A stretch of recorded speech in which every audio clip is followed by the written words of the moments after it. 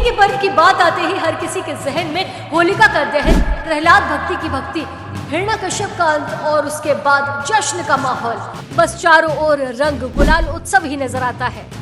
होली पर्व का हर लम्हा होलिका के इर्द गिर्द ही घूमता है, जिसमें दशहरे की तरह बुराई पर अच्छाई की जीत को याद किया जाता है।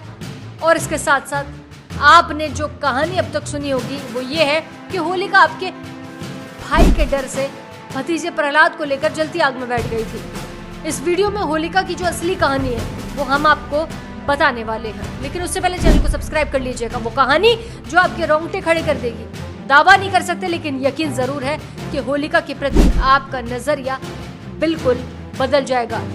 वीडियो को पूरा देखिए और ये कहानी और वीडियो आपको कैसी लगी ये जरूर कमेंट करके बताइएगा। और हाँ, अगर आपने अभी तक चैनल को सब्सक्राइब नहीं किया है तो कर लीजिए, क्योंकि कहानी बहुत दिलचस्प होने वाली है।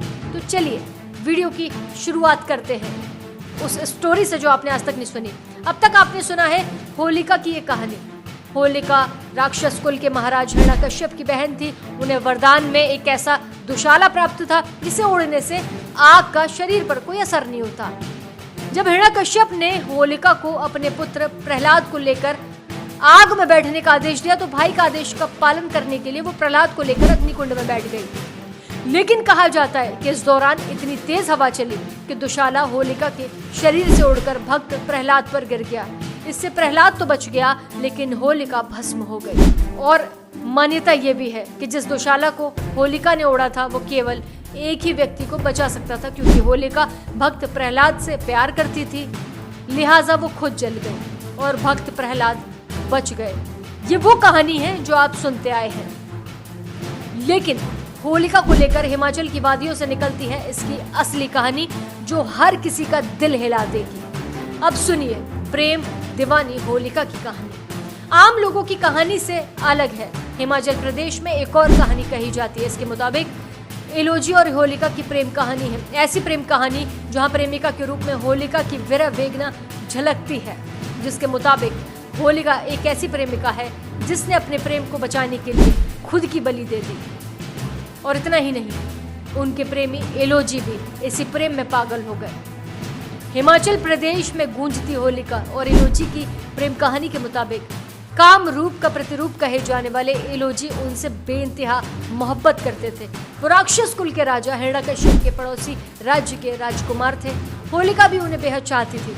दोनों की जोड़ी इतनी अच्छी थी कि लोग उनकी बलाई लेते थे। दोनों का विवाह भी तय हो गया था, लेकिन उनकी किस्मत में शायद एक होना नहीं लिखा था, क्योंकि हिरण्यकश्यप अपने पुत्र प्रहलाद के प्रेम से परेशान था। उसने कई बार अलग अलग तरीकों से समझाने की कोशिश की, लेकिन वो कामयाब नहीं हो सका।